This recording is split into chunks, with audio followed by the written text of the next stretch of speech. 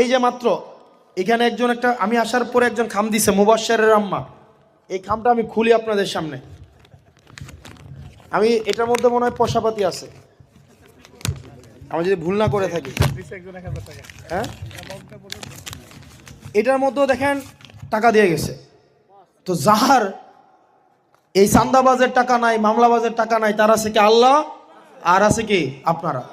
আল্লাহকে ঠেকায় রাখছে, আল্লাহকে ঠেকায় রাখছে। এই পুরা নির্বাচনে এটাও টাকা দিছে না, তিতাস থেকে। গতকাল হচ্ছে ওই জামাতে আমিরের প্রোগ্রামে গেলাম কুমিল্লা শহরে, একজন 1 লক্ষ টাকার একটা চেক দিছে। তো দেখেন আল্লাহ কি ঠেকায় রাখছে বলেন?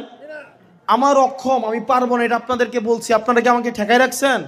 আপনারা আমাকে দিতেছেন না। আমার টোটাল নির্বাচন খরচ লাগবে 41 লাখ টাকা, না 40 লাখ টাকা। 50,000 টাকা ব্যাংকে জমা আছে, আর 49 লাখ আর 49 লাখ 50,000 টাকা